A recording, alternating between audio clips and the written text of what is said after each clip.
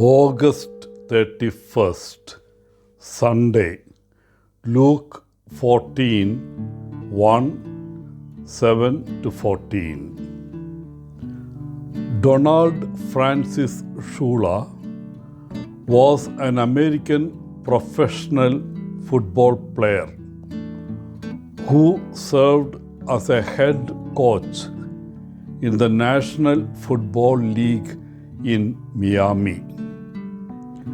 Once he was vacationing with his family in a small town in a different state.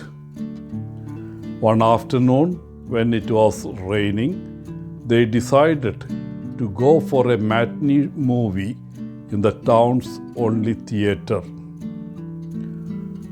When Shula and his wife and 5 children arrived, the lights were still on in the theater. There were only 6 other people present in the theater. As soon as they saw Shula and his family, all 6 people stood up and applauded. Shula waved and smiled.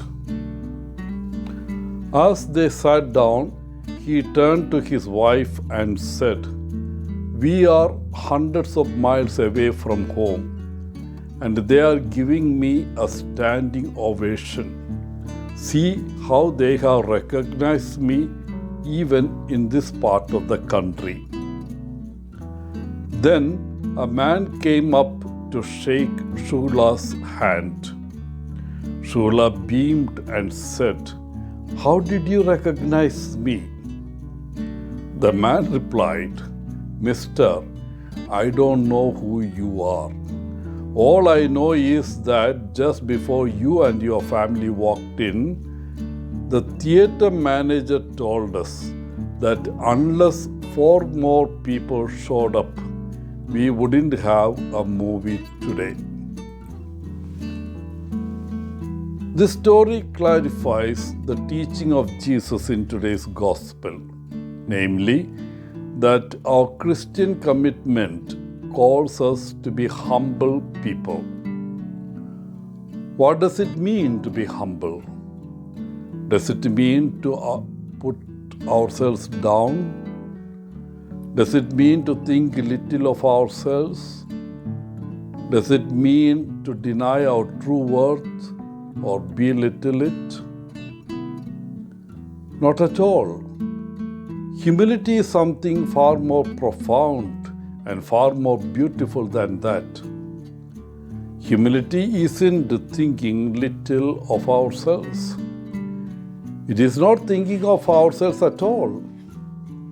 Rather, humility means to be like Jesus, who said, "The Son of Man did not come to be served, but to serve." Humility means to live as Jesus lived, not for ourselves, but for others. It means to use our talents as Jesus used his, not for ourselves and for our own glory, but for others and their needs. Jesus is calling us to embody humility and generosity in our actions. He challenges us to serve others selflessly, without expecting recognition or rewards in return. This teaching prompts us to examine our intentions and motivations behind our deeds. Are we helping others purely out of love and compassion? Or are we seeking praise and validation from the world? Dear friends, this gospel serves as a reminder to focus on the needs of others above our own and to practice selfless acts of kindness without expecting anything in return. We can reflect on how to live out these values in our daily lives and strive to embody the spirit of humility and generosity that Jesus exemplified. Wishing you a good day. Father Paul, CSSR from Kerala.